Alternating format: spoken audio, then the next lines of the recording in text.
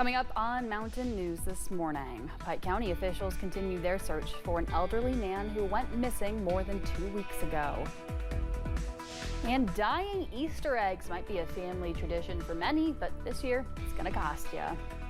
Dedicated to Eastern and Southern Kentucky, this is WYMT Mountain News this morning. Good morning and a happy Friday to you. I'm Amelia Lee here with you on this April 11th. The time 6:30, and it's time to bring in Megan Dusmall this morning for a look at the forecast. Megan, it's the best day of the week because think of it this way. It's Friday. You know, the working week is almost over and you're looking forward to the weekend. We sure are looking forward to the weekend, and for once I have good news for what your weekend's going to be: a lot drier. So definitely excited for that. But this morning, unfortunately, we still have those rain chances. So let's kind of take a look at that live pinpoint Doppler radar, seeing heavy rain as we go into the more central portions of our region. And as we travel towards the border of Kentucky and Virginia, along Letcher County, as well as Harlan, Wise, and Lee, that's where we see a little bit of that heavier rain this morning. Current temperatures, though, aren't too shabby. We're mainly looking in the mid to upper 40s. As you're going through the next couple of hours, though, we will see those temperatures dropping a little bit and then warming up as we head into the forecast highs for the day in the 50s, seeing upper 50s the more south you go, closer to Tennessee. Here's a look at that day planner for today. Next 12 hours, as I mentioned, we'll be seeing those temperatures drop a little bit as you're going into about that 9 o'clock to 11 o'clock mark, warming up with the highest temperatures of the day around 5 p.m. Amelia. In Whitley County, a Corbin man was sentenced to 8 years in prison in a sexual abuse case. Jonathan Gray pleaded guilty to first-degree sexual abuse involving a victim under the age of 12 back in February. In addition to being sentenced, Gray must also register as a sex offender for 20 years. In Laurel County, a case where a man was involved in a deadly hit and run will be presented to a grand jury. Tyler Taparek appeared in court for a preliminary hearing on Tuesday. Officials tell us they found probable cause during the hearing. Police say Taparek hit a moped in the rear on US 25. Thomas Williams died as a result. Taparek is charged with leaving the scene of an accident with a death, and he's scheduled to return to court next Friday, April 18th. The last of several men charged in a Madison County murder case was sentenced yesterday. Jacoby Chenault was sentenced to 15 years behind bars in connection with the deaths of Charles Walker and Censare Warford. The two people disappeared from their home in Richmond in 2010. Gregory Todd, the father of Warford, says 15 years is just not enough. It's just hard knowing that, 15 years is not enough for anybody who takes somebody's life and puts them in takes two people's life, or is in charge of it. Todd says while the legal proceedings concluded, the families impacted are never going to see the end because their loved ones are no longer here. Jonah Bevin, the adopted son of former Kentucky Governor Matt Bevin, filed a restraining order against his adoptive mother. The Lexington Herald Leader reports Bevin filed the protective order against former First Lady Glenna Bevin on Monday. A judge upheld an EPO between Jonah and former Governor Matt Bevin last month. Jonah claimed the Bevins abused him. This new EPO asked Glenna Bevin to give Jonah's legal team documents about his adoption by next Monday. Voters in Tennessee could soon be asked to amend the state constitution. The change would give judges the power to deny bail to people charged with violent crimes. This includes second-degree murder, aggravated rape, and terrorism. The Senate already approved the amendment. It only needs to pass the House Finance Committee now and a full floor. If it passes in the chamber, it could land on a statewide ballot as early as next year. We stay in Tennessee as we look at a bill headed to Tennessee Governor Bill Lee's desk into preventing teen bullying. The bill would suspend a teen's license or prevent them from getting a license for 1 year if they have engaged in bullying or cyberbullying. Governor Lee is expected to sign the bill, and if he does, it will go into effect July 1st. One community is meeting next Thursday to discuss the future of a Letcher County school. The meeting will take place at Arley Boggs Elementary School at 6 p.m. Community members will speak about the school possibly closing its doors. Ahead of the meeting, some folks say they put together an online petition to keep the school open. When WYMT checked the petition overnight, it had more than 450 signatures. Nearly 2 weeks ago, a golden alert was issued for an 81-year-old man from Pike County. Philip Stintler went missing on March 26th. Officials say he was last seen wearing a button-up shirt and jeans around his home off Long Fork Road in Kemper. And we just ask if anyone has any information about his whereabouts or any information at all, no matter how small it seems, if you may have seen him at the store or wherever, just give us a call. Officials say he's about 5'9" and 170 pounds and is very loved by his community. Folks will soon be able to apply for Kentucky's LIHEAP Spring Subsidy. Applications open on April 15th and can be submitted until May 30th. Help will be provided on a first-come, first-served basis. The subsidy provides a one-time electric benefit, which is paid directly to the household's electric vendor. Those interested should contact their local community action agency. More information about what you need to apply can be found on our website, WYMT.com. Egg prices, they reached a record high in March, right before the biggest egg holiday of the year. That's Easter. Michael George shows us how holiday traditions could look just a little bit different this year. Every time Gwendolyn Sanders buys eggs, she gets sticker shock. It has skyrocketed, and I think that's ridiculous. The average cost of a dozen eggs hit a record $6.23 in March. An increased demand for the holiday means prices may not decline until after Easter. Like a lot of moms, Sanders planned to dye Easter eggs with her 4-year-old daughter, Brooklyn. But this year, she says, they may scale it down. We're going to keep it limited to probably a half a dozen. This tradition matters. Joe Enns is CEO of Signature Brands, maker of Pa's Easter egg dyeing and decorating kits. A company survey found despite egg prices, 94% of families who typically decorate them still plan to do it this Easter. While not ideal, it's going to cost a little bit more. It's still only about 40 cents per egg. And so people realize that it's still one of the more affordable things you can do with your kids. Some creative and cheaper alternatives are spreading on social media, like decorating potatoes or marshmallows. The main reason people aren't giving up on coloring eggs, making holiday memories. How rare right now do you have an event that you can do with your children where everybody wants to put away their screens and just sit at the kitchen table and get messy together? It's something that I had when I was smaller, so I'm not going to let like a price kind of diminish a tradition. One that for many is still worth every penny. Michael George, CBS News, New York. Wallet Hub reports Americans typically buy 180 million eggs every Easter. National senators talked yesterday about whether the U.S. should continue to change the clock twice a year. During a hearing committee, members pointed to research suggesting the biannual ritual has a major impact on the economy and public health, leading to higher rates of heart attacks, strokes, and even car crashes. Witnesses advocated for ending the time-changing practice.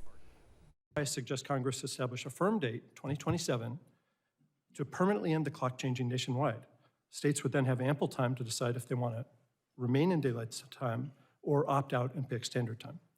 They wouldn't have the option to continue the deadly twice-yearly switching. Daylight savings time begins in March and ends in November. A former mine site in Knott County is transforming into a forest. It was a collaboration between Centauri Global Spirits and conservation leaders in the region. Organizers say it was the 4th year in a row the teams came together to plant trees on the site of a former mine in eastern Kentucky. Part of what we're doing is our commitment to growing for good and giving back to society. We've made a commitment to plant as many trees as the barrels we use in making our whiskey and to make sure that we've got sustainable forests so we can produce our product for years to come. They say at least 7,000 white oak tree seedlings were planted on 10 acres of Kentucky River properties. Family members say if you wanted something done, she could do it. Well-known Knott County leader Linda Gayhart died yesterday at Pikeville Medical Center. Gayhart was a social worker before moving into community development in 1999. She became coordinator of Leadership East Kentucky. I had a pastor in the Methodist Church one day ask a group of us, where is heaven on earth to you? And one lady said, with my grandchildren. And at that time, I didn't have grandchildren, and I couldn't quite understand that. But now that I do, I have to agree with her. Gayhart was an active member of Hindman Methodist Church and vice chair of the Knott County Community Foundation. Her visitation will be Saturday evening from 6 until 9 at the Hindman Funeral Services Chapel, and again from 1 until her funeral at 2 Sunday at Hindman Methodist Church. Linda Gayhart was 81.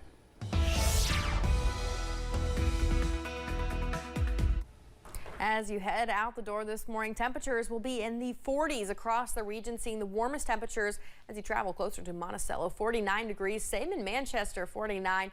Now we will see those temperatures drop for the next couple hours and then warm back up as we head into the afternoon, with those high temperatures mainly sitting in the 50s, seeing upper 50s more as you travel to the west and low 50s as you travel more towards the east today. Current visibility across the area, we're seeing some patchy fog, so be careful as you're driving. Have those low beams on and add extra distance between you and the car in front of you.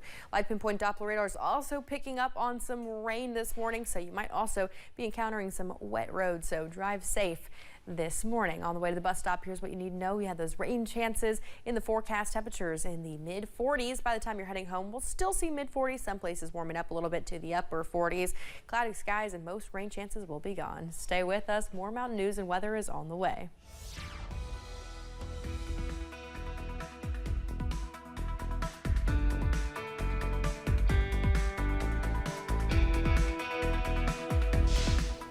Well, today is a good day for all of you animal lovers out there, National Pet Day. Sure is, and we're kind of like perfectly framing up this cat behind us. Very cute cat, actually. So, I mean, if I were going to have an animal today, I think it would be a cat. I would love some cat time right now. I don't know what I would have. I think I would take Caroline's cat, Sarge. Caroline, oh my our gosh, reporter. So cute. That is my dream pet, is Caroline's cat. Yeah, because Sarge, her cat, just flops around. He is the best cat ever. You don't even know. He lets, like, Caroline will dress him up in Santa outfits. And he just takes it. He loves it. He loves it. He's so friendly. We just love an orange cat. And so this has become the We Love Caroline's Cat Sarge segment today. Oh, we do. But unlike cats and other pets, today we're also going to feature a dog because we have our furry friend forecast for your Friday. We have Brody for the dog walking forecast. And for today, well, what Susie needs to know is she's taking Brody out. Those conditions will be a little rainy this morning, right? And the temperatures will be a little chilly. We'll see them drop as we're going into midday hours and then warm back up as we're heading into the afternoon, seeing cloudy skies as you're going into your evening and overnight hours. Live pinpoint Doppler radar, you can see where all that rain is this morning. Really going to be in the more central portions of our region with the heaviest rain as you're traveling more towards Wise County, Virginia. Let's talk about how it's going to move through the next couple hours. We'll see this system make its way more towards the south, starting to see the heaviest chances of rain taper out as we're heading into the late morning hours. And by the time we get into the early afternoon to evening hours, that's when we'll start to see it clear its way out. And we're looking at, again, those cloudy skies as you're going to the overnight hours, starting to clear up as you're heading into Saturday morning. And then we have little chances for sprinkles in the forecast for your Saturday, clearing out. And then we have a nice break for the rest of your Saturday, most of your Sunday, and almost all of your Monday. However, we do have a chance of some storms in the forecast for your Monday night going into your Tuesday. So that's why we have those two chances for rain for the start of your next work week, and then again another chance of rain as you're heading into your next Thursday. As we're talking temperatures, here's what you need to know though.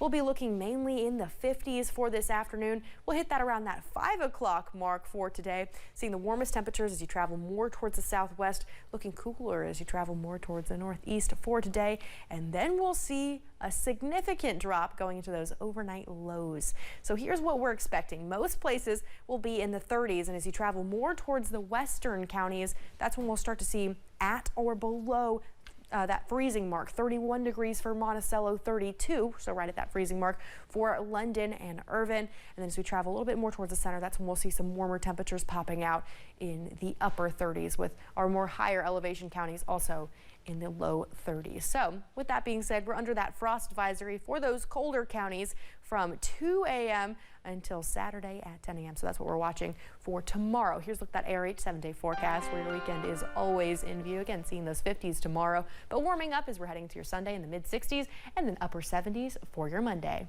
Amelia. Thanks, Megan. And here's a safety alert for you. Fisher-Price recalled 250,000 stroller toys due to a choking risk. The recall is for the Brunch and Go stroller toy. The toy features a plush avocado toast with 3 smaller toys hanging off, a mirror tomato, a crinkled bacon, and an egg teether. Fisher-Price received 5 reports of the yolk of the egg cracking and breaking off. In 2 of the reports, an infant had pieces of the egg toy in their mouth. Thankfully, no injuries are reported. James Cameron is preparing to embrace AI in the role of movie making, and 2 popular TV shows are planning ahead with new seasons. Here's David Daniel with today's Hollywood Minute. I like that kind of intellectual challenge. James Cameron has a vision for using AI in movie making without replacing people. The filmmaker told the Buzz to the Future podcast Hollywood has to cut the costs of making effects-heavy films in half. But that's not about laying off half the staff at the effects company. That's about doubling their speed to completion on a given shot. Good news for The Last of Us fans. Ahead of the season 2 premiere, HBO has renewed the drama based on the popular video game for a 3rd season. The Last of Us Season 2 debuts Sunday. This, gentleman, is your primary objective. He's a top-level threat. Engage him with the full brunt of your firepower. And another quick renewal for a video game turned streaming series. Devil May Cry debuted just a week ago, but Netflix has already picked up the animated show about a demon hunter for hire for a 2nd season. In Hollywood, I'm David Daniel. The Academy of Motion Picture Arts and Sciences is adding a new Oscars category for stunt design. The CEO of the Academy says stunts have been an integral part of filmmaking since the early days of cinema. The inaugural awards will be for films released in 2027. More than 100 stunt professionals are members of the Academy's production and technology branch. In Tennessee, an effort to rename Nashville International Airport after the Queen of Country Music is growing. So far, more than 50,000 people have signed a petition in favor of renaming it after Dolly Parton. But those who support the petition say it's only fitting for the airport to carry the name of a remarkable woman who represents the best of Tennessee. Well, Megan has some strong opinions about the Dollywood Airport. I do. Listen, I love Dollywood. As you guys know, I am a season pass holder. Love Dolly Parton. And there is an airport much closer to her hometown, Knoxville. Tyson McGee Airport, TYS. That one should be named after Dolly Parton. I mean, I love Nashville, don't get me wrong. BNA, it's a great airport. But TYS should be Dolly Parton's airport. And that's the end of my TED Talk for today. We love it, and as a Megan supporter, I'm on your side. The time's now 6:51. Here's a look at what you'll be seeing on CBS Mornings. I'm Adriana Diaz. Coming up on CBS Mornings, we are counting down to Gail's trip to space, and she opens up to Vlad about this historic mission. Plus, Paul W. Downs, one of the creators and stars of the hit comedy My Favorite Show, Hacks. He will be in studio to tell us about the show's new season. All of that is coming up. Cannot wait on CBS Mornings. Welcome back at 6:54. It's time to get you up to date before you head out the door. One community is meeting next Thursday to discuss the future of a Letcher County school. The meeting will take place at Arley Boggs Elementary School April 17th at 6 p.m. Community members will speak about the school possibly closing its doors. Ahead of the meeting, some folks say they put together an online petition to keep the school open. When WYMT checked the petition this morning, it had more than 475 signatures. It's time now for a final look at your weather this morning with Megan Dusmall. For today, we're still watching those rain chances, but they'll continue to make its way through, looking at the heaviest of the rain tapering out in the late morning hours and then clearing out entirely for our southern counties as we head into the early evening hours. Then we're just looking at cloudy skies and dry conditions for the weekend. Forecast highs for today, though, we're looking in the 50s, seeing warmer temperatures more towards the west and cooler temperatures more towards the east. We'll see those temperatures dropping overnight, and a frost advisory is in effect from 2 o'clock Saturday morning until 10 o'clock Saturday morning, as those temperatures could be dropping below freezing. Planning forecast for today, we'll see the warmest temperatures as we head into that 5 o'clock mark, seeing those rain chances again tapering throughout the day, and that ARH 7-day forecast where your weekend is always in view sees temperatures similar tomorrow, warming up to the 60s on Sunday and 70s for your Monday, Amelia. So, I mean, it's going to get better, right? Yeah, well, I'm excited that we don't see any 80s yet. The 77, that's a bit high for me, but it's not 80s. And one thing I want to add just quick, I did try the crumble cookies, the Kardashian ones we were talking about earlier. Got them from Crumble. You tried them already? Yes, I did. I only tried 2 of them. I tried Chloe's and Kim's, and they were both really good. You didn't even save me any. I'm sorry. Hey, I will save you some. I'll give you some on Monday. The audacity, man. I know, I'm sorry. I was going to bring some, but I forgot. This has been a crazy revelation. But they're good. You should try it. Of my Friday morning. Your local news and weather continue at 7:26. But don't forget, you can always find news and weather updates all day long on our website, WYMT.com. Have a great weekend.